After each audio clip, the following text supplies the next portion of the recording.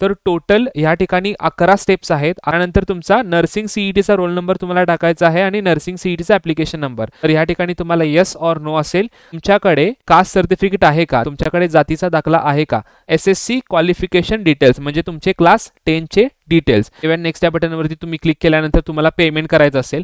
नमस्कार विद्यार्थी मित्र हो, लर्नलाइटमध्ये तुमचे स्वागत आहे.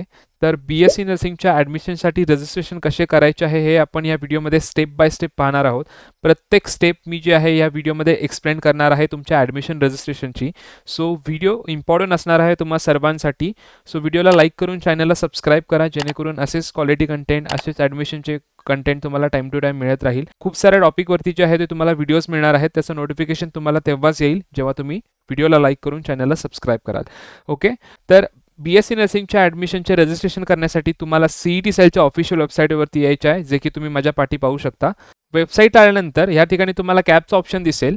तर त्यावरती क्लिक केल्यानंतर 2025-26 यावरती क्लिक करायचं आहे.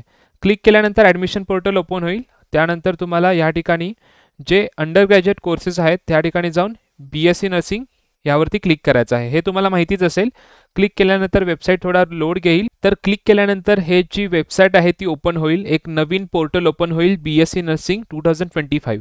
तर हे तुमचं पोर्टल असणार आहे. पूर्ण BSc नर्सिंग 2025 ॲडमिशनसाठी जे काही अपडेट्स येतील, जे काही नोटीस येतील, हे सर्व आता या पोर्टलवरती येणार आहेत. सीट मॅट्रिक्स, कॅप राऊंड सर्व जे आहे ते या पोर्टलवरती आता तुमचं होणार आहे. 2025 BSc नर्सिंग ॲडमिशन तुम्ही पाहू शकता. तर या ठिकाणी लॉग इन आणि रजिस्टरचं ऑप्शन दिसत असेल. लॉग इन आणि रजिस्टर त्यावरती तुम्हाला क्लिक करायचं आहे. क्लिक केल्यानंतर या ठिकाणी तुम्हाला लॉग इन ID आणि पासवर्ड मागेल. तर या ठिकाणी लॉग इन ID आणि पासवर्ड मी टाकलेला आहे. त्यानंतर साइन इन या बटनवरती क्लिक करायचं आहे. क्लिक केल्यानंतर हा इंटरफेस तुमच्यासमोर ओपन होईल.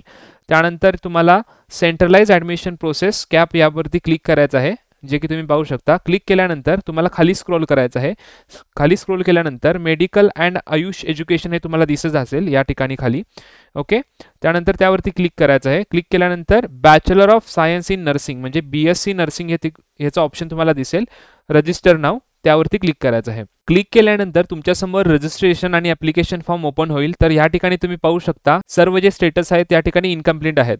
तर टोटल या ठिकाणी 11 स्टेप्स आहेत. 11 स्टेप्स तुम्हाला या ठिकाणी परफॉर्म करायचे आहेत. पहिला नीटची इन्फॉर्मेशन किंवा तुमची CET इन्फॉर्मेशन द्यायची आहे. त्यानंतर पर्सनल इन्फॉर्मेशन या ठिकाणी तुम्हाला फिलअप करायची आहे. त्यानंतर रिझर्वेशन जे असेल तुमचं ते या ठिकाणी फिल करायचं आहे. क्वालिफिकेशन इन्फॉर्मेशन म्हणजे 10-12चे डिटेल्स तुमचे. पॅरलल रिझर्वेशन म्हणजे तुमचं जर समजा PWD असाल, म्हणजे तुम्ही अपंग असाल किंवा अनाथ असाल, तर त्याच्या डिटेल्स या ठिकाणी फिलअप करायला लागतील. किंवा तुमचे डिफेन्समध्ये पेरेंट्स असतील ते सुद्धा. त्यानंतर फी, सो फी तुम्हाला या ठिकाणी पे करावी लागेल. प्रिव्ह्यू म्हणजे तुम्ही फॉर्म प्रिव्ह्यू करू शकता. डिक्लेरेशन ऑफ कॅन्डिडेट म्हणजे तुम्हाला एक चेकबॉक्स असेल, तुम्ही डिक्लेअर करत आहात जे काही सर्व डिटेल्स आहेत ते करेक्टली फिल केले आहेत वगैरे वगैरे. खूप सारे काही त्या ठिकाणी डिक्लेरेशन आहेत ते आपण पाहणारच आहोत. आणि सेशन ॲप्लिकेशन असेल. त्यानंतर तुम्हाला पेमेंट करायचं असेल आणि डॉक्युमेंट शेवटी अपलोड करायचे असतील. सर्वात शेवटची स्टेप आहे डॉक्युमेंट अपलोड करणे. सर्वच्या सर्व स्टेप आपण स्टेप बाय स्टेप पाहणार आहोत. प्रत्येक स्टेप आपण कंप्लीट करणार आहोत.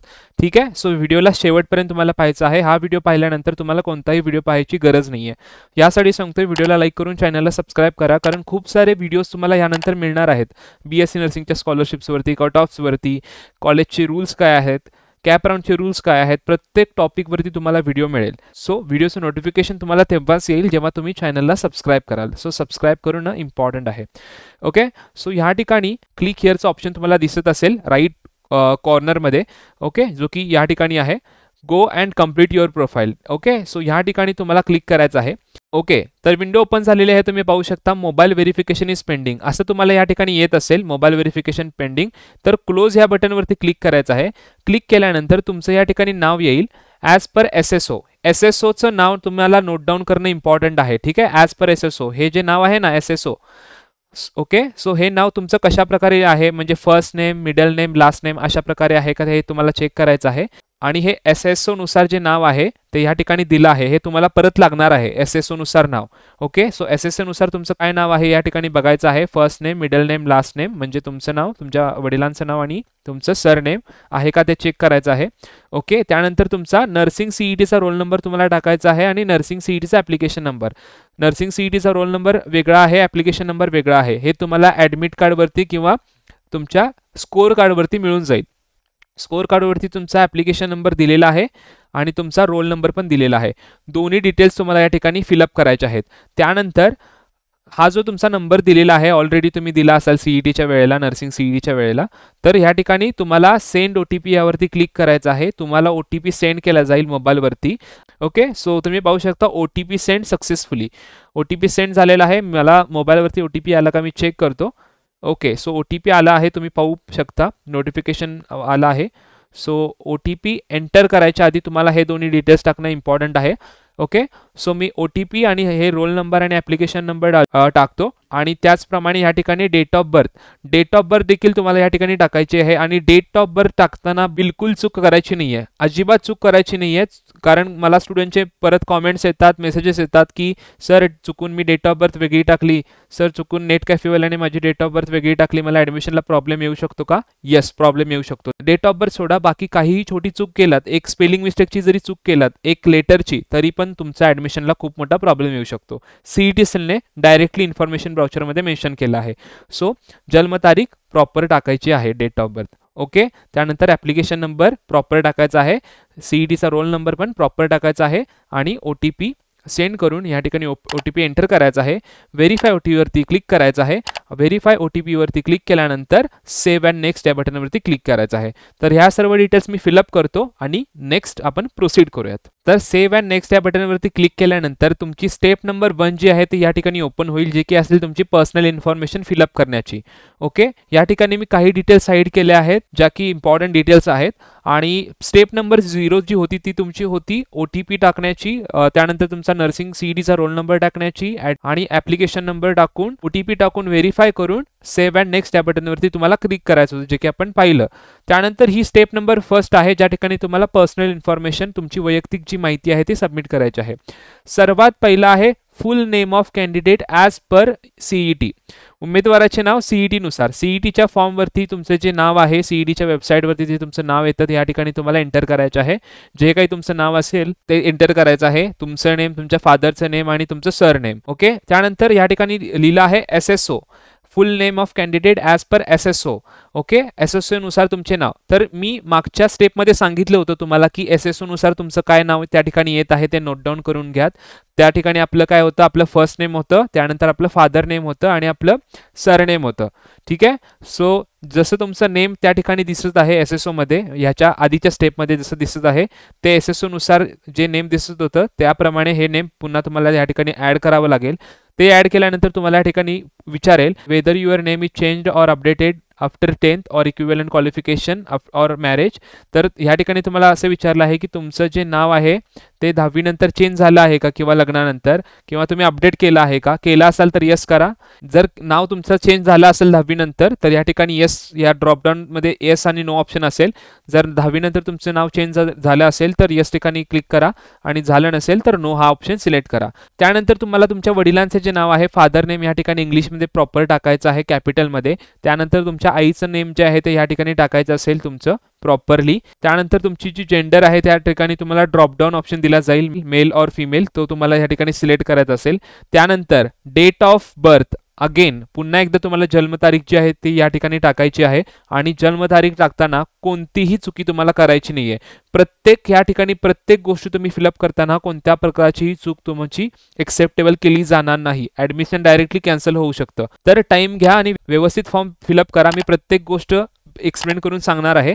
ठीक आहे, तर जन्मतारीख टाकायची आहे. त्यानंतर तुमचा मोबाईल नंबर टाकायचा आहे या ठिकाणी आणि मोबाईल नंबर ॲक्टिव्ह टाका ज्यावरती सर्व मेसेजेस येतील, कॉल येतील. ओके, त्यानंतर ईमेल ID पण तुम्हाला टाकायची आहे जे की तुमची ॲक्टिव्ह असेल. ॲक्टिव्ह म्हणजे ज्यावरती मेल येतात, ज्यावरती सर्व कम्युनिकेशन होतं ते वालं. ओके, बंद पडलेलं नाही टाकायचं. Second thing, alternate mobile number असेल तर टाकू शकता, कारण स्टार नाही आहे. स्टार या ठिकाणी जे स्टार दिसत आहेत ना तुम्हाला हे ते कंपल्सरी आहे, मॅन्डेटरी. जेंडरला स्टार आहे, मोबाईल नंबरला स्टार आहे, पण अल्टरनेट कॉन्टॅक्ट नंबरला स्टार नाही आहे. तर टाकू शकता किंवा स्किप करू शकता. ठीक आहे. त्यानंतर आधार कार्ड नंबर तुम्हाला टाकायचा आहे प्रॉपर. ओके, या ठिकाणी स्टार आहे. त्यानंतर तुमचा धर्म जो आहे तो ड्रॉपडाऊनमध्ये सिलेक्ट करायचा असेल. या ठिकाणी हिंदू सिलेक्ट केलेला आहे. अपार ID स्किप करू शकता. हे तुमचं जेव्हा तुम्ही अंडर ग्रॅज्युएट कोर्समध्ये याल तर तुम्हाला अपार ID ABC ID बनवायची असते. आता तुमची नसेल कोणाची, नो प्रॉब्लेम, हे तुम्ही सोडू शकता. ठीक आहे, हे ब्लँक सोडलं तरी चालेल, नो इश्यू. ओके, त्यानंतर नेक्स्ट तुम्हाला ॲड्रेस तुमचा टाकायचा आहे, परमनंट ॲड्रेस. ठीक आहे, स्थायी पत्ता. आता जो तुमचा जो ॲड्रेस आहे, जे आधार कार्डवरती ॲड्रेस आहे तो तुम्ही टाकू शकता. Address line 1, address line 2. ठीक आहे, हे सर्व तुम्हाला फिलअप करायचं असेल. शहर कोणतं आहे तुमचं, राज्य कोणतं आहे. ओके, सर्व हे फिलअप केल्यानंतर पत्ता तुम्हाला टाकायचा असेल. सिटी तुमची कोणती आहे, डिस्ट्रिक्ट जिल्हा कोणता आहे, राज्य महाराष्ट्र असेल मोस्ट ऑफ स्टुडंटचं. त्यानंतर तालुका कोणता आहे हे सर्व फिलअप करायचं आहे, पिनकोड वगैरे. आणि हे फिलअप केल्यानंतर तुम्हाला अजून एक विचारेल की present address not same with permanent address. म्हणजे असं काही स्टुडंटचं असतं की आधार कार्डवरती एक ॲड्रेस असतो पण आता ते दुसऱ्या ठिकाणी राहायला असतात. म्हणजे कुठेतरी दुसऱ्या ठिकाणी भाड्याने वगैरे राहायला असतात किंवा भाड्याने दुसरीकडे राहत असतील, रेंटवर दुसरीकडे राहत असतील, तर त्या ठिकाणी तुम्ही जो प्रेझेंट ॲड्रेस आहे ज्या ठिकाणी राहता तो तुम्ही टाकू शकता. जर तुमचा आधार कार्डपेक्षा वेगळा असेल, म्हणजे तुमच्या परमनंट ॲड्रेसपेक्षा वेगळा असेल तर ते असेल तर टाका, अदरवाईज तुम्ही ते सोडू शकता. हे कंपल्सरी नाही आहे. असेल तर ह्या चेकबॉक्सवरती तुम्हाला फक्त क्लिक करायचं आहे आणि सेव्ह अँड नेक्स्ट या बटनवरती क्लिक करायचं आहे. सेव्ह अँड नेक्स्ट या बटनवरती क्लिक केल्यानंतर पुढचा जो सेक्शन असेल तो तुमचा रिझर्वेशनचा असेल. ठीक आहे, तर तो रिझर्वेशनचा सेक्शन आपला ओपन होईल. तर ह्या ठिकाणी मी सेव्ह अँड नेक्स्ट या बटनवरती क्लिक करतो. ओके, तर सेव्ह अँड नेक्स्ट या बटनवरती क्लिक केल्यानंतर तुमचा जो नेक्स्ट स्टेप आहे, जो की तुमचा सेकंड स्टेप आहे रिझर्वेशनचा, तो या ठिकाणी ओपन होतो, आरक्षणचा. सो या ठिकाणी तुम्हाला विचारलं जातं की does the candidate want to apply for NRI. उमेदवाराला NRI साठी अर्ज करायचा आहे का. जर तुम्ही बाहेरचे असाल, आउट ऑफ इंडिया म्हणजे इंडियाच्या बाहेरच असेल तर तुम्हाला NRI सिलेक्ट करायचं आहे. तुम्ही भारताचेच आहात, भारतामध्येच राहता, भारतीय आहात तुम्ही. सो या ठिकाणी तुम्हाला नो या बटनवरती क्लिक करायचं असेल. ओके, मोस्ट ऑफ कॅन्डिडेट्सना नोवरती क्लिक करावं लागेल कारण तुम्ही इंडियाचे आहात. त्यानंतर तुम्हाला विचारलं जाईल OCI किंवा PIO कार्ड होल्डर आहात का. अगेन नो यावरती तुम्हाला क्लिक करायचं आहे. त्यानंतर आहे तुमचं नॅशनॅलिटी ऑफ कॅन्डिडेट. तो या ठिकाणी तुम्हाला इंडियन यावरती सिलेक्ट करायचं आहे, कोणता दुसरा ऑप्शन नाही आहे. त्यानंतर तुम्हाला विचारलं जाईल whether the candidate of domicile of Maharashtra, म्हणजे कॅन्डिडेट हा महाराष्ट्राचा आहे का, महाराष्ट्राचा आदिवासी आहे का. तर ह्या ठिकाणी तुम्हाला येस और नो असेल.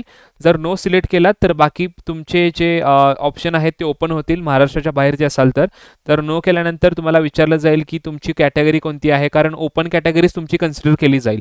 महाराष्ट्राच्या बाहेरच्या स्टुडंटना कोणत्याही प्रकारचं आरक्षण या ठिकाणी तुम्हाला मिळणार नाही आहे, रिझर्वेशन नाही मिळणार आहे. ओके, महाराष्ट्रामध्ये असाल तरच तुम्हाला बाकीचे जे रिझर्व कॅटेगरीचे बेनिफिट आहेत ते मिळणार आहेत. जरी तुमचं कॅटेगरी दुसरी असेल बट जर महाराष्ट्राच्या बाहेरचे असाल तर तुमची ओपनच कॅटेगरी कन्सिडर केली जाईल. ठीक आहे, तर या ठिकाणी जो कॅन्डिडेट आहे तो महाराष्ट्राचा आहे. मोस्ट ऑफ कॅन्डिडेट महाराष्ट्रातले असतील तर या ठिकाणी मी येस सिलेक्ट करत आहे.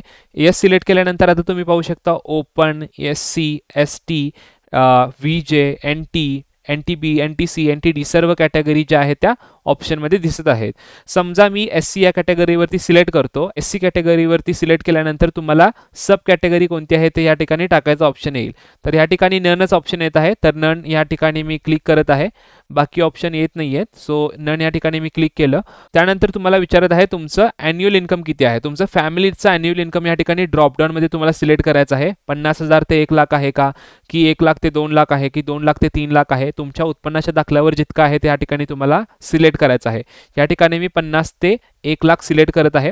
ते केल्यानंतर तुम्हाला विचारलं जाईल की तुम्ही नगरपालिकेत येता, महानगरपालिकेत येता, की पंचायत समितीमध्ये येता, की ग्रामपंचायतमध्ये येता. हे माझ्या मागं गेलं असेल किंवा वर असेल तर हे 4 ऑप्शन आहेत. तर जो कॅन्डिडेट आहे समजा तो महानगरपालिकेमध्ये येतो. ओके, तुम्ही तुमच्या घरी विचारू शकता की आपण कोणत्या महानगरपालिकेमध्ये येतो, की पंचायतमध्ये येतो, की ग्रामपंचायतमध्ये येतो, की पंचायत समितीमध्ये येतो. ठीक आहे, तुम्ही ज्या ठिकाणी राहता ते वालं. सो महानगरपालिकेत येत असेल तर महानगरपालिका ऑप्शन सिलेक्ट करा. त्यानंतर सर्वात महत्त्वाचा पॉईंट आहे की तुमच्याकडे कास्ट सर्टिफिकेट आहे का, तुमच्याकडे जातीचा दाखला आहे का.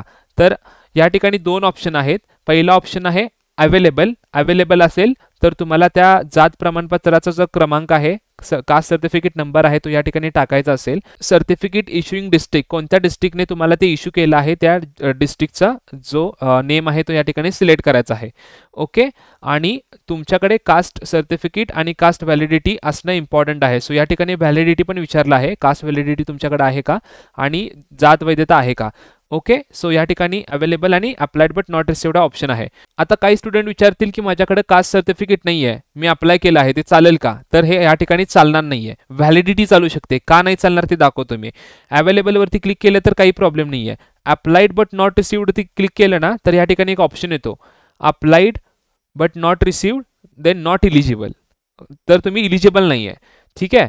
सो या ठिकाणी तुम्हाला अप्लायवरती क्लिक करावं लागेल, अवेलेबलवरती क्लिक करावं लागेल आणि तुमचे जे कास्ट सर्टिफिकेट आहे त्याचा नंबर या ठिकाणी टाकावा लागेल आणि कोणता डिस्ट्रिक्ट आहे तो. बट या ठिकाणी कास्ट व्हॅलिडिटी जर समजा तुम्ही अप्लाइड बट नॉट रिसिव्डवरती क्लिक केलात तर चालेल, म्हणजे व्हॅलिडिटी आत्ता नसेल तर चालते, त्याची रिसिप्ट चालते. ओके. बट कास्ट सर्टिफिकेट पाहिजेच, कोणतीही कॅटेगरी असो, ओबीसी, SC, ST. ठीक आहे. ज्या कॅटेगरीला कास्ट सर्टिफिकेट, कास्ट व्हॅलिडिटी लागते त्या सर्वांना सांगत आहे मी. ओके. सो या ठिकाणी ॲप्लिकेशन नंबर तुम्हाला द्यायचा असेल, म्हणजे तुमचं ते टोकनचा नंबर असेल तो द्यावा लागेल. व्हॅलिडिटी कधी अप्लाय केली आहे त्याची डेट ते द्यावी लागेल आणि बाकी डिस्ट्रिक्ट कोणत्या ॲप्लिकेशनचा आहे तुमचा तो वाला आणि तालुका कोणता होता. ठीक आहे. हे सर्व डिटेल्स तुम्हाला फिलअप करावे लागतील. हे फिलअप केल्यानंतर तुम्हाला 3 गोष्टी विचारल्या जातील की तुम्ही PWD आहात का, म्हणजे तुम्ही दिव्यांग आहात का, अपंग व्यक्ती आहात का. तर बाय डिफॉल्ट नो येईल, कारण तुम्ही नर्सिंग CET देताना नो सिलेक्ट केला असाल. त्यानंतर तुम्हाला विचारलं जाईल की तुम्ही अनाथ आहात का, ऑर्फान आहात का. तर ह्या ठिकाणी असाल, अनाथ असाल तर ऑर्फानवरती क्लिक करा, कोणतं सर्टिफिकेट आहे तुमच्याकडे. जर नसाल, ठीक आहे, अनाथ नसाल तर नोवरती क्लिक करा. ठीक आहे. अनाथ नसाल तर नोवरती क्लिक करायचं आहे. आणि त्यानंतर do you want to claim your minority quota. तर या ठिकाणी आता मला सिलेक्ट करायचा ऑप्शन येत नाही आहे. जर तुम्ही अल्पसंख्याकमध्ये असाल तर तुम्ही ऑलरेडी नर्सिंग CETच्या वेळेस ते सिलेक्ट केलं असाल तर त्या ठिकाणी तुम्हाला येसचा ऑप्शन करता येईल. हे सर्व फिलअप करतो मी आणि हे सगळं फिलअप केल्यानंतर सेव्ह अँड नेक्स्ट या बटनवरती क्लिक करतो. ठीक आहे. सो फिलअप करून सेव्ह अँड नेक्स्ट या बटनवरती मी क्लिक करत आहे. Okay guys. तर सेव्ह अँड नेक्स्ट या बटनवरती क्लिक केल्यानंतर तुमचं जे नेक्स्ट सेक्शन आहे, जे की तुमच्या क्वालिफिकेशन इन्फॉर्मेशन या ठिकाणी फिलअप करायचे आहे. आपण CET इन्फॉर्मेशन फिलअप केली, पहिली स्टेप. दुसरी स्टेप जी होती पर्सनल इन्फॉर्मेशन ती देखील फिलअप केली आहे, पूर्ण केली आहे. तिसरी स्टेप जी होती रिझर्वेशनची ती देखील पूर्ण केली आहे, जे की कॅटेगरी, डोमेसाईल वगैरे होतं ते वालं. आता चौथी स्टेप आहे तुमची क्वालिफिकेशन इन्फॉर्मेशन भरण्याची, म्हणजे तुमचे क्लास 10th आणि क्लास 12चे डिटेल्स तुम्हाला या ठिकाणी फिलअप करायचे आहेत. तर पहिला तुम्हाला क्लास 10चे जे डिटेल्स आहेत ते फिलअप करावे लागतील. SSC क्वालिफिकेशन डिटेल्स म्हणजे तुमचे क्लास 10चे डिटेल्स. या ठिकाणी तुम्हाला सर्वात पहिला क्लास 10चं जे आहे और इक्विव्हॅलंटचं पासिंग इयर, म्हणजे तुमची 10वी कधी झाली होती या ठिकाणी ड्रॉपडाऊनमध्ये सिलेक्ट करायचं असेल. 2020ला, 2021ला, 2022ला. ठीक आहे. मोस्ट ऑफ स्टुडंटची 2022ला झाली असेल किंवा 23ला, ते तुम्हाला या ठिकाणी सिलेक्ट करायचं असेल. ओके. ते सिलेक्ट केल्यानंतर पुढचा ऑप्शन आहे तुम्हाला की one of the languages of class 10th. तर या ठिकाणी 3 ऑप्शन आहेत, Urdu, Arabic, Persian and none. जर तुमचं उर्दूमध्ये झालं असेल तर उर्दू टाका, अदरवाईज नॉर्मल मराठी किंवा सेमीमधून झालं असेल तर नन यावरती क्लिक करून प्रोसीड करा. ठीक आहे. नन यावरती मोस्ट ऑफ स्टुडंटना सिलेक्ट करावं लागेल. हे ठीक तुम्हाला कन्फर्म करावं लागेल की तुमचं कोणत्या ह्याच्यामधून 10वी झाली होती, लँग्वेजेसमधून. उर्दू असेल तर तुम्हाला ते उर्दू सिलेक्ट करावं लागेल. मोस्ट ऑफ स्टुडंटचं नन असणार आहे. त्यानंतर 10वी कोणत्या राज्यामधून तुम्ही पास केला आहात, तुमचं 10वी कोणत्या राज्यामधून झालं आहे, कोणत्या स्टेटमधून. तर मोस्ट ऑफ स्टुडंटचं महाराष्ट्रामधून 10वी पूर्ण झाली असेल तर त्या ठिकाणी महाराष्ट्र तुम्हाला सिलेक्ट करायचं असेल. दुसऱ्या राज्यातून झाले असेल तर दुसरं राज्य. या ठिकाणी बोर्ड नाही म्हणत आहे मी, राज्य कोणतं होतं तुमचं 10वीच्या वेळेस उत्तीर्ण होणार ते टाकायचं आहे. बोर्ड पुढं आहे. त्यानंतर तुम्हाला टाकायचं असेल की तुमची 10वी कोणत्या जिल्ह्यामधून झाली, म्हणजे कोणत्या जिल्ह्यामधून तुम्ही 10वी पास झालात. ठीक आहे. जे काही तुमचं जिल्हा असेल तो तुम्हाला या ठिकाणी टाकायचा असेल. त्यानंतर तुमचा तालुका कोणता होता 10वी पासवाला, म्हणजे तुम्ही कोणत्या तालुक्यात होता जेव्हा तुम्ही 10वी पास झाला, तो तालुका तुम्हाला या ठिकाणी टाकायचा आहे. 10वीचा तालुका, पासिंग तालुका, 10वी पासिंग तालुका. आणि त्यानंतर तुमचं बोर्ड कोणतं होतं, आत्ता बोर्ड टाकायचं आहे. म्हणजे तुमचं CBSE बोर्ड होतं, ICSE बोर्ड होतं. ठीक आहे. कर्नाटका बोर्ड होतं, UP बोर्ड होतं. महाराष्ट्राच्या बाहेरचं कोणतं स्टेट बोर्ड होतं तर ते टाकू शकता. या ठिकाणी ड्रॉपडाऊनमध्ये सर्व ऑप्शन अवेलेबल असतील. आणि महाराष्ट्र बोर्ड असेल तुमचं SSCचं तर सिम्पली महाराष्ट्र स्टेट बोर्ड तुम्ही या ठिकाणी सिलेक्ट करू शकता. ते 10वीचे डिटेल्स फिलअप केल्यानंतर तुम्हाला 12वीचे जे डिटेल्स आहेत ते फिलअप करावे लागतील. HSC qualification details class 12th. तर सर्वात पहिलं तुम्हाला या ठिकाणी टाकायचं आहे name as per 12th marksheet. जर 12वीच्या मार्कशीटनुसार जे नाव आहे ते तुम्हाला या ठिकाणी टाकावं लागेल. आणि 12वीच्या मार्कशीटमध्ये काही नावामध्ये मिस्टेक वगैरे असेल तर प्रॉब्लेम ॲडमिशनला येणार. सरळ CETने दिला आहे इन्फॉर्मेशन ब्राउचरमध्ये, त्यामुळे ते आता जर काही असेल तर स्पेलिंगमध्ये तुम्हाला प्रॉब्लेम येऊ शकतो. 12वीच्या मार्कशीटनुसार या ठिकाणी तुम्हाला नाव एंटर करायचं आहे, जे काही असेल ते. या ठिकाणी मी नाव हाईड केलेलं असेल. त्यानंतर तुम्हाला जे आहे ते क्लास 12चं एक्झामिनेशन तुम्ही पास झाला आहात का फेल झाला आहात हे तुम्हाला या ठिकाणी टाकावे लागेल ड्रॉपडाऊनमध्ये. पास असाल तरच ॲडमिशनसाठी एलिजिबल होऊ शकता. ठीक आहे. त्यानंतर तुम्ही पास कधी झालात तुमची 12वी हे तुम्हाला टाकावे लागेल. 2024ला जर पासआउट झाला असाल आणि 1 वर्षाने तुम्ही ह्या ठिकाणी ॲडमिशन घेत असाल, 1 वर्ष काहीच केलं नसाल तर गॅप सर्टिफिकेट पण लागेल.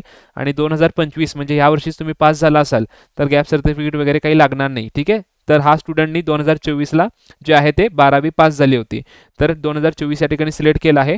त्यानंतर तुमचा 12वीचा जो बोर्ड नंबर होता, सीट नंबर, बोर्डाचा सीट नंबर, तो तुम्हाला या ठिकाणी टाकायचा असेल, आसन क्रमांक तुमचा. त्यानंतर कोणत्या राज्यातून तुमची 12वी पास झाली आहे अगेन ते तुम्हाला या ठिकाणी टाकायचं आहे. जसं तुम्ही 10वीचा टाकला होता, महाराष्ट्र टाकला आहे मी. 12वीचा जिल्हा कोणता होता उत्तीर्ण तो टाकायचा आहे, सेम 10वी सारखं. तालुका 12वीचा टाकायचा आहे उत्तीर्ण झालेला, तो सेम 10वी सारखंच जो असेल ते. आणि तुम्ही मार्चवाली एक्झाम दिली होती का ती रिपीटवाली दिली होती? तर मार्चवाली दिली असेल तर या ठिकाणी इक्विव्हॅलंट एक्झामिनेशन सीझन म्हणजे तुमचा रिपीटवाला सीझन होता की मार्चवाला फ्रेशवाला सीझन होता, फेब्रुवारी मार्चवाला. तर मार्च तुम्हाला या ठिकाणी सिलेक्ट करायचा असेल तर तुम्ही तेव्हा दिला असाल तर. आणि ह्यानंतर तुम्हाला टाकायचा असेल तुमचा बोर्ड, 12वीचा बोर्ड कोणता होता, CBSE, ICSE, state board, UP board, Karnataka board, जो असेल तो टाका. या ठिकाणी मोस्टली महाराष्ट्र बोर्ड असेल स्टुडंटचा, HSC महाराष्ट्र बोर्ड, तर तुम्हाला हा सिलेक्ट करायचा आहे. ठीक आहे. हे सिलेक्ट केल्यानंतर आता तुम्हाला जे आहे ते 12वीच्या डिटेल्स टाकायचे असतील, तुमचे मार्क्स. ठीक आहे. सो बोर्ड सिलेक्ट केल्यानंतर तुम्हाला ऑप्शन येईल की तुमचे जे फिजिक्सचे, केमिस्ट्रीचे, बायोलॉजीचे आणि इंग्लिशचे मार्क तुम्हाला 100 पैकी जे असतील ते तुम्हाला एंटर करावे लागतील. 100 पैकीच मार्क सर्व स्टुडंटला मिळतात. तर एका साईडला तुम्हाला 100 पैकी किती मार्क आहेत ते सांगावे लागेल आणि 100 पैकी किती मार्क या ठिकाणी ऑब्टेन्ड आहेत, किती मार्क मिळाले आहेत फिजिक्समध्ये, केमिस्ट्रीमध्ये, बायोलॉजीमध्ये आणि इंग्लिशमध्ये. मार्क पण सर्व व्यवस्थित टाका. एकदा मार्क सबमिट केला प्रॉब्लेम येणार, परत तुम्हाला चेंज करता येत नाही. तर मार्क व्यवस्थित टाका, सर्व डिटेल्स, फक्त मार्क नाही सांगत, जे काही मी सांगत आहे प्रत्येक डिटेल्स 5 वेळा व्हेरीफाय करूनच सबमिट करा. ठीक आहे. हे सर्व टाकल्यानंतर हे PCBचा स्कोअर, PCBEचा स्कोअर, PCB पर्सेंटेज हे सर्व ऑटोमॅटिकली या ठिकाणी तुम्हाला दिसून जाईल. ठीक आहे, ऑटोमॅटिक हे डिटेल्स एंटर केल्यानंतर. आता हे झाल्यानंतर हे सेव्ह अँड नेक्स्ट बटन जे दिसत आहे ते की माझ्या मागं गेलं असेल ते या ठिकाणी आहे ते सेव्ह अँड नेक्स्ट बटन, त्यावरती तुम्हाला क्लिक करायचं आहे. सेव्ह अँड नेक्स्ट या बटनवरती मी क्लिक करतो. क्लिक केल्यानंतर तुमचं जे नेक्स्ट स्टेप आहे पॅरलल रिझर्वेशनची स्टेप स्टार्ट होते. पहिली स्टेप केली आपण, दुसरी स्टेप केली, तिसरी स्टेप केली, चौथी स्टेप केली, आपण आता 5व्या स्टेपला आहोत. 5व्या स्टेपमध्ये तुम्हाला विचारलं जाईल पॅरलल रिझर्वेशनच्या बद्दल. ओके, तर या ठिकाणी आहे does candidate want to claim exception, म्हणजे उमेदवाराला अपवाद दावा करायचा आहे का. ओके, मोस्ट ऑफ स्टुडंटचा नन असेल. या ठिकाणी जर तुमचं कोणताही प्रकारचा एक्सेप्शन असेल तुमच्यात, ठीक आहे, तर त्या ठिकाणी तुम्हाला 6.11 या फिर 6.12 हे क्लिक करावं लागेल. आता हे 6.11 काय आहे, ठीक आहे, 6.12 काय आहे याबद्दलची जी इन्फॉर्मेशन तुम्हाला पाहिजे असेल तर हे तुमच्या नर्सिंग CET जे आहे तुमचं त्याच्या इन्फॉर्मेशन ब्राउचरमध्ये दिलेलं आहे, ते तुम्ही रीड करू शकता. ठीक आहे. हे अपंगासाठी असू शकतं हे. तर मोस्ट ऑफ स्टुडंटचं नन असेल, ज्यांचं काही स्पेशल रिझर्वेशन आहे ते त्या ठिकाणी चेक करा. 6.11, 6.12 पॉईंट दिला असेल. ठीक आहे, हा जो पॉईंट दिला आहे तो इन्फॉर्मेशन ब्राउचरमध्ये चेक करा. बट मोस्ट ऑफ स्टुडंटचं नन असेल, हे एकदा चेक करून घ्या. ठीक आहे, मी व्हिडिओमध्ये सांगत आहे हे ननवाले एकदा चेक करा, कारण हे स्पेसिफिकली जे आहे ते तुमचं क्लेम करायचं असेल तुम्हाला एक्सेप्शन, तर त्यासाठी असू शकतं. हे नेमकं काय आहे हे तुम्ही 6.11, 6.12 एकदा इन्फॉर्मेशन ब्राउचरमध्ये चेक करा. मोस्ट ऑफ स्टुडंटचं नन असेल. ठीक आहे. त्यानंतर तुम्हाला स्पेसिफाईड रिझर्वेशन विचारलं आहे की तुम्ही कोणत्या स्पेसिफाईड रिझर्वेशनमध्ये येता का, D1, D2, D3 किंवा नन. आता D1 काय आहे, D1 म्हणजे डिफेन्स कोटा 1, D2 म्हणजे डिफेन्स कोटा 2, D3 म्हणजे डिफेन्स कोटा 3. ज्यांचे सन, डॉटर किंवा स्पाऊस एक्स डिफेन्समध्ये होते, सर्व्हिसमध्ये होते आणि महाराष्ट्राचे होते, म्हणजे डिफेन्समध्ये जे असतात त्यांच्यासाठी हे असतं. महाराष्ट्रामध्ये असतील तर डिफेन्स 1मध्ये येतं. आणि ॲक्टिव्ह आहेत सध्या ते आहेत डिफेन्समध्ये आणि महाराष्ट्रामध्ये डोमिसाइल्ड आहेत, तर त्यांना डिफेन्स 2 सिलेक्ट करायचं आहे. ज्यांचे रिटायर झाले आहेत त्यांना डिफेन्स 1, ज्यांचे आत्ता सध्या आहेत रिटायर नाही झाले त्यांना डिफेन्स 2 सिलेक्ट करायचं आहे. आणि ज्यांचं आहेत but out of side of Maharashtra आहेत, महाराष्ट्राच्या बाहेरचे आहेत, त्यांना डिफेन्स 3 हे सिलेक्ट करायचं आहे.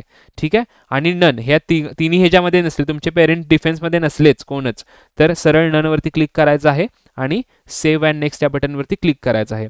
सेव्ह अँड नेक्स्ट या बटनवरती मी क्लिक करतो. सेव्ह अँड नेक्स्ट बटनवरती क्लिक केल्यानंतर ॲप्लिकेशन फी किती आहे हे तुम्हाला दिसून जाईल.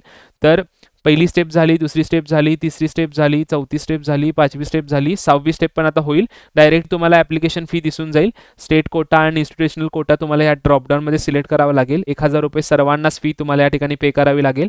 ओके, तर ते केल्यानंतर सेव्ह अँड नेक्स्ट या बटनवरती तुम्हाला क्लिक करावं लागेल. तर या ठिकाणी मी सेव्ह अँड नेक्स्ट या बटनवरती क्लिक करतो. क्लिक केल्यानंतर नेक्स्ट प्रोसेस ओपन होते तुमची. 1 2 3 4 5 6 6 प्रोसेस झालेल्या आहेत. 7वी स्टेप या ठिकाणी ओपन होते, जी की प्रिव्ह्यू म्हणजे तुम्ही फॉर्म ओपन करून बघू शकता. ठीक आहे, पर्सनल इन्फॉर्मेशनवरती क्लिक केलात ना तुम्ही, या ठिकाणी क्लिक केलात तर ते सर्व इन्फॉर्मेशन ओपन होईल. एकदा पर्सनल इन्फॉर्मेशन प्रॉपर चेक करा, सगळं तुम्ही व्यवस्थित भरला आहात का, कोणतीही चूक करायची नाही आहे. ठीक आहे, एकदा तुम्ही चूक केला तर ती परत दुरुस्त करता येत नाही, काहीही केला तरी पण. तर प्रॉपर हे चेक करा. हे चेक केल्यानंतर रिझर्वेशनचे वरती क्लिक करा. रिझर्वेशन ह्या ठिकाणी क्लिक केलं ना, ते रिझर्वेशनचे तुम्ही काय काय टाकला आहात ते सर्व येईल, म्हणजे काय काय फिलअप केलं आहात ते. त्यानंतर 10वी 12वीच्या डिटेल्स येतील. क्वालिफिकेशन डिटेल्सवरती क्लिक केल्यानंतर ते सर्व चेक करा प्रॉपर भरला आहे का. आणि त्यानंतर पॅरलल रिझर्वेशनवरती क्लिक करा, ते डिटेल्स दिसतील आणि ॲप्लिकेशन फी तुम्हाला या ठिकाणी दिसेल. ठीक आहे, हे सर्व चेक केल्यानंतर कन्फर्म अँड नेक्स्ट या बटनवरती तुम्हाला क्लिक करायचं आहे, जे की माझ्या वर असेल. त्या बटनवरती क्लिक केलं की तुमचा डिक्लेरेशन फॉर्म ओपन होतो. डिक्लेरेशन ओपन होतं, ज्या ठिकाणी लिहिलेलं आहे की मी याद्वारे गंभीरपणे आणि प्रामाणिकपणे प्रतिज्ञा करतो की वरील ऑनलाईन अर्जामध्ये केलेले प्रत्येक विधान आणि भरलेली संपूर्ण माहिती माझ्या माहितीप्रमाणे सत्य व बरोबर आहे. ओके, सगळी माहिती खरोखर आहे, प्रॉपर आहे, मला सर्व माहिती आहे, मी प्रतिज्ञा करतो, हे सर्व या ठिकाणी दिलं आहे. त्यावरती क्लिक करायचं आहे. सर्व रीड करा, नुसतं चेकबॉक्सवरती क्लिक करून पुढे नाही जायचं. ठीक आहे, प्रत्येक गोष्ट मराठी आणि इंग्लिश दोन्हीमध्ये दिली आहे. ठीक आहे, तर प्रॉपर रीड करा. मी कोणत्याही भौतिक माहिती लपवलेली नाही, तथापि येथे सादर केलेले कोणतीही माहिती फसवी किंवा चुकीची नाही. जर असे असेल तर जे काही असेल त्याची शिक्षा भोगण्यास मी तयार आहे, अशा टाईपचं काही आहे. ठीक आहे, सो हे सर्व तुम्ही रीड करा आणि टिक करा जर तुम्ही सहमत असाल तर, आणि टिक केला नाही तर पुढे जाऊ शकत नाही. ओके, तर हे सर्व जे आहे ते तुम्हाला रीड करावं लागेल. ओके, आणि रीड केल्यानंतर टिक बॉक्स चेकबॉक्सवरती क्लिक केल्यानंतर एक हा चेकबॉक्स क्लिक करावा लागेल असा सर्व. आणि चेकबॉक्सवरती क्लिक केल्यानंतर सेव्ह अँड नेक्स्ट या बटनवरती तुम्हाला क्लिक करायचं असेल. सेव्ह अँड नेक्स्ट या बटनवरती तुम्ही क्लिक केल्यानंतर तुम्हाला पेमेंट करायचं असेल, आणि पेमेंट केल्यानंतर तुम्हाला डॉक्युमेंट अपलोड करायचे असतील. आता कोणते डॉक्युमेंट अपलोड करायचे असतील हे तुम्ही आता पाहू शकता. तर डॉक्युमेंट तुम्हाला अपलोड करायचे असतील नॅशनॅलिटी सर्टिफिकेट. आता नॅशनॅलिटी सर्टिफिकेट आणि एज सर्टिफिकेट हे कॉमन असतं, सो ते तुम्हाला अपलोड करावे लागेल. नॅशनॅलिटी सर्टिफिकेट नसेल तर त्या केसमध्ये तुम्ही पासपोर्ट अपलोड करू शकता, किंवा स्कूल लिव्हिंग सर्टिफिकेट 12वीचं जे स्कूल लिव्हिंग सर्टिफिकेट आहे ते तुम्हाला लागेल. त्यानंतर डोमिसाईल सर्टिफिकेट लागेल, महाराष्ट्राचा असेल. क्लास 12ची जी मार्कशीट आहे, एक्झामिनेशन मार्कशीट, पासिंग सर्टिफिकेट नाही, मार्कशीट लागेल. ठीक आहे, क्लास 10चं पासिंग सर्टिफिकेट लागेल तुम्हाला, आणि क्लास 12चं मार्कशीट. ओके, त्यानंतर सर्व स्टुडंट मला विचारत होते मेडिकल फिटनेस सर्टिफिकेट लागणार का, रजिस्ट्रेशनला लागणार का. हो, मेडिकल फिटनेस सर्टिफिकेट तुम्हाला रजिस्ट्रेशनसाठी लागणार आहे. एका दिवसात तुम्हाला बनवून मिळेल. ठीक आहे, आणि ऑलरेडी मी त्याच्यावरती व्हिडिओ अपलोड केला आहे 2-3 दिवसापूर्वी, जाऊन बघा की कशा प्रकारे फॉर्मॅट आहे. त्या फॉर्मॅटची PDF देखील मी दिली आहे. ती सिंपली PDFची प्रिंट घेऊन तुम्ही जाऊ शकता डॉक्टरकडे आणि सही शिक्का घेऊन ते सर्टिफिकेट बनवू शकता. 1 दिवसामध्ये काय 5 मिनिटामध्ये होऊन जाईल ते. ठीक आहे, आणि त्यामध्ये इन्स्ट्रक्शन पण दिले आहेत मी की कोणत्या डॉक्टरचं सर्टिफिकेट पाहिजे, मिनिमम डॉक्टरचं क्वालिफिकेशन वगैरे काय पाहिजे, तो व्हिडिओ जाऊन तुम्ही चॅनलवरती बघू शकता. ठीक आहे, त्यानंतर कास्ट सर्टिफिकेट लागेल जर तुम्ही कास्टमध्ये असाल. आता एखाद्या स्टुडंटने जर EWS सिलेक्ट केलं तर त्याला EWS सर्टिफिकेट टाकावे लागेल. ठीक आहे, जी कॅटेगरी वगैरे तुम्ही सिलेक्ट करा त्याप्रमाणे तुम्हाला ते सबमिट करावे लागेल. आणि समजा एखाद्याचं कास्ट सर्टिफिकेट आहे तर कास्ट व्हॅलिडिटी ऑफकोर्स लागणार आहे. नॉन क्रिमिलियर OBC वगैरे टाकलं तर नॉन क्रिमिलियर टाकावं लागेल. ठीक आहे, नॉन क्रिमिलियर पण असेल. ठीक आहे, जर त्यांनी OBC वगैरे सिलेक्ट केलं तर या गोष्टी तुम्हाला या ठिकाणी लागणार आहेत. आणि गोष्टी पण लागू शकतात, बट ह्या मेन गोष्टी आहेत. EWS पण लागणार, ज्यांनी EWS सिलेक्ट केलं. नॉन क्रिमिलियर लागणार, ज्यांना OBC वगैरे आहे त्यांच्या कॅटेगरीसाठी. ठीक आहे, तर हे सर्व प्रोसेस मी तुम्हाला डिटेलमध्ये एक्सप्लेन केली आहे. आय नो की व्हिडिओ मोठा झाला आहे, पण प्रत्येक गोष्ट मी एक्सप्लेन केली आहे, प्रत्येक गोष्ट डीपमध्ये सांगितली आहे, जेणेकरून तुम्ही चुका नाही करणार आणि प्रॉपरली तुमचा फॉर्म सबमिट करणार, रजिस्ट्रेशन तुमची प्रोसेस कंप्लीट करणार. ठीक आहे, आणि अशाच व्हिडिओसाठी व्हिडिओला लाईक करून चॅनलला सबस्क्राईब करा, जेणेकरून मी कोणताही व्हिडिओ अपलोड केला तुमच्या स्कॉलरशिप्सवरती, ॲडमिशनवरती, प्रत्येक नोटीसवरती त्याचं नोटिफिकेशन तुम्हाला मिळून जाईल. तर या व्हिडिओमध्ये इतकंच गाईज. व्हिडिओ आवडल्यास व्हिडिओला लाईक करा, चॅनलवरती नवीन असेल तर चॅनलला सबस्क्राईब करा, शेअर करा. भेटूयात नेक्स्ट व्हिडिओमध्ये. तब तक के लिए बाय बाय.